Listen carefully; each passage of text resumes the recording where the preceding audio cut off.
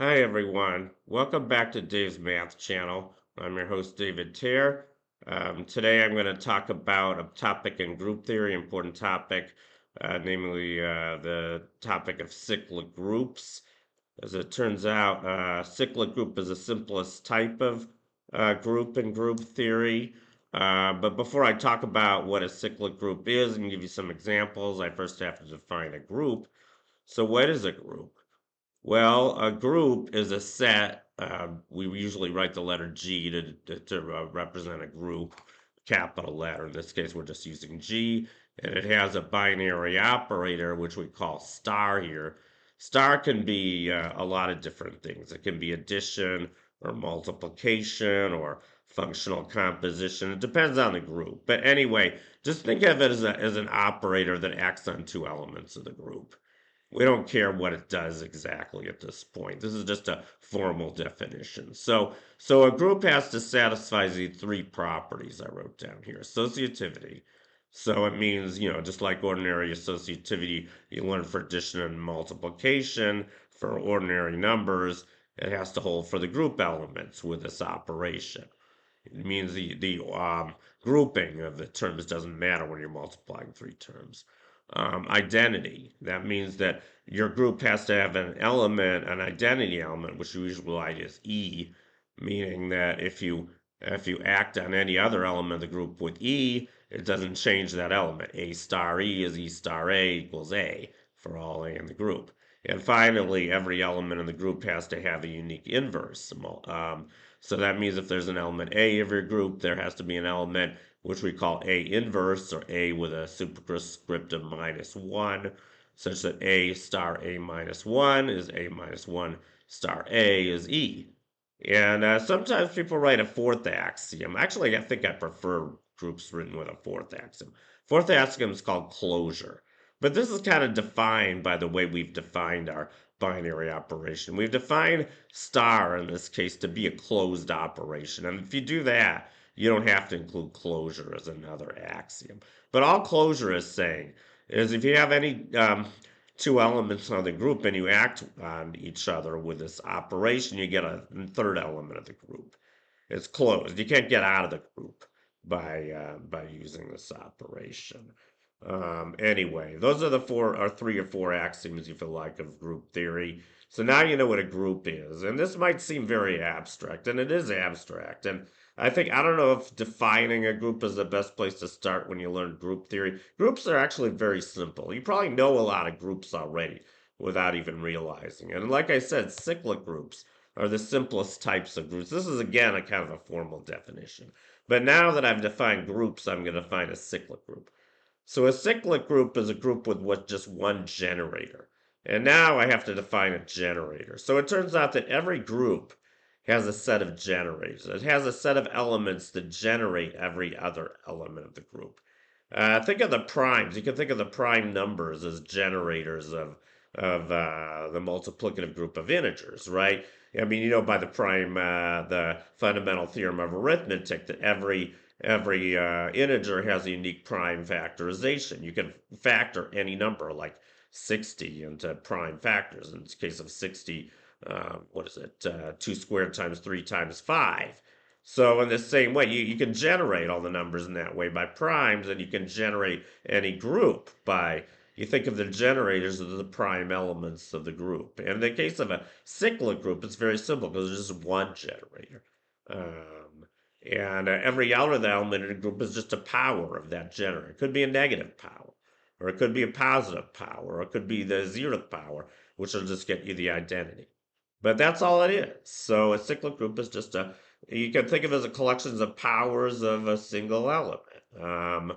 And you can think of it either additively or multiplicative. You remember I said this star operator is kind of an arbitrary binary operator. It doesn't have to, it's easier to think of it as multiplication, but sometimes it's addition. I mean, it turns out. So let me tell you what the simplest in cyclic groups can be either finite or infinite, by the way.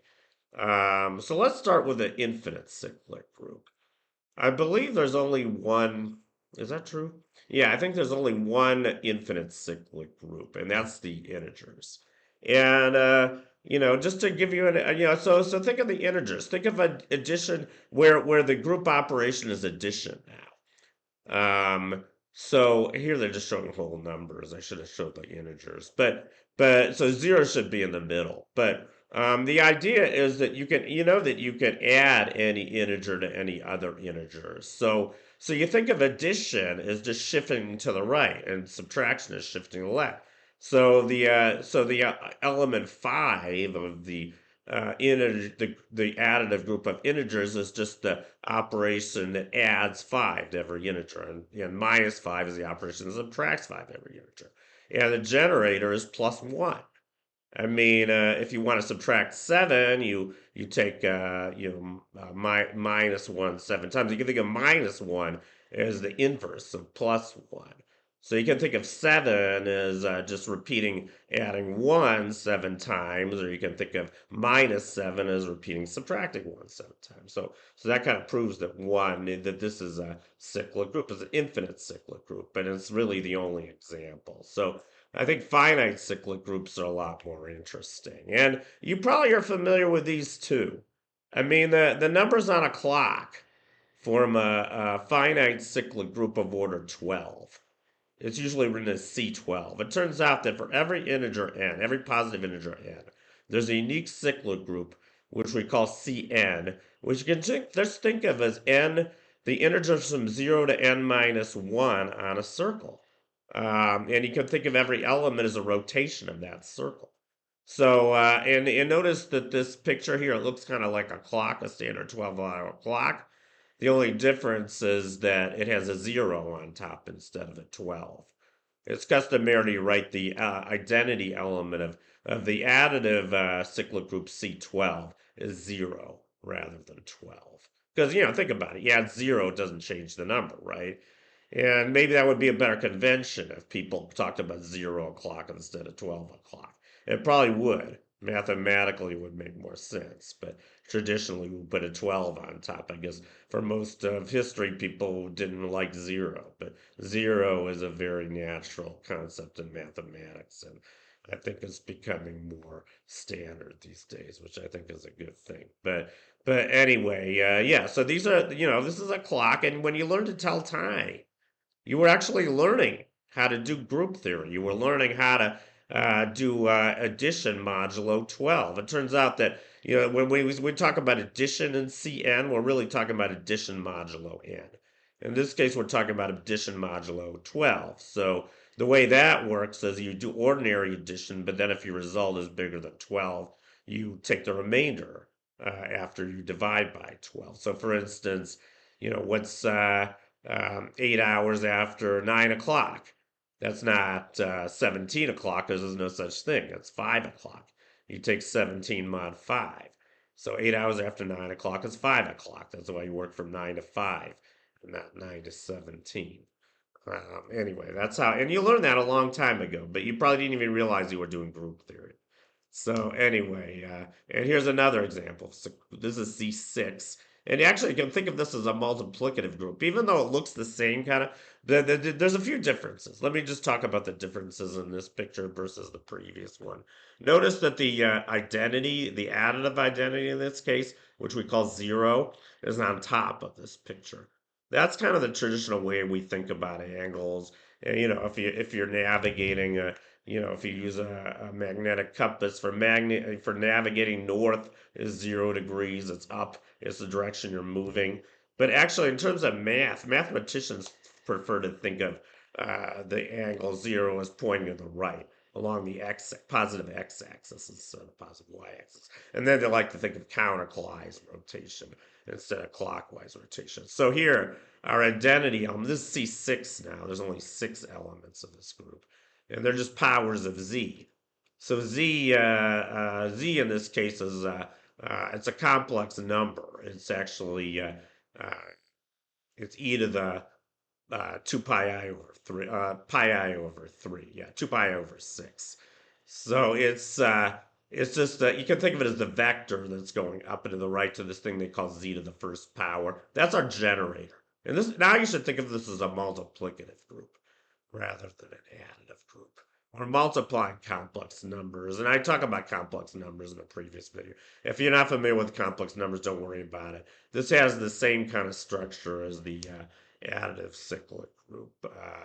It's just presented in a different way. The exponents add, if you want to think of it that way. So z to the 0, we're calling that 1. This is now the multiplicative identity element of the way we're representing C6 here. But if you just prefer to think about the exponents, then it's the 0 is the additive identity element. Kind of interesting. So there's actually a map. It's called the logarithm. The logarithm's the exponent. So this is actually what's called a group isomorphism. I'm kind of jumping the gun here. I'm talking about more advanced concepts. But, the logarithm takes us from these powers of z to the exponents. And the inverse of the logarithm is the exponential function, e to the, exp, sometimes you write, or e to that power. I'm probably going over your heads right now. Enough of that. But anyway, this is just another way to represent C6. Here we're going to the left instead of to the right. We're going counterclockwise, and we're starting at z to the 0, which is on the positive x-axis. So anyway, that's just another way to represent a finite cyclic group. And then there's something called the Cayley table. Cayley, this is a group multiplication table. In this case, it's just group addition. And all this table is showing here is addition modulo 5. And that's the same thing as group multiplication in the cyclic group of order 5 with respect to addition. Sometimes when people write that as C5 comma plus.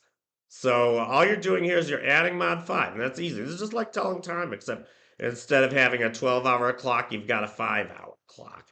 So, for instance, 1 plus 5 is going to be 0 because there's no 6. Actually, there's mod 6. Sorry about that. So that's our, this is the multiplication table of C6 comma plus. And it's called its Cayley table. Every group has a Cayley. Well, actually, every finite group has a Cayley table. I suppose you could define a Cayley table for infinite groups as well, except it would be an infinite table. You wouldn't be able to write down the whole table. You might be able to write a general form for how to multiply two arbitrary elements of a finite group or an infinite group with a Cayley table, but you wouldn't be able to draw the whole Cayley table. So anyway, that's my talk on cyclic groups. I hope it wasn't too technical for you guys. Group theory can get pretty technical, but I think at its heart, it's actually very simple. And I think it's a beautiful area of math because it has a lot of applications. I mean, it seems a little abstract when you first learn it, but it's used all over the place in science, particularly in physics. And I'm sure I'm going to do many more videos about group theory because it's a very important topic. This is just kind of to whet your appetite if I haven't turned you off.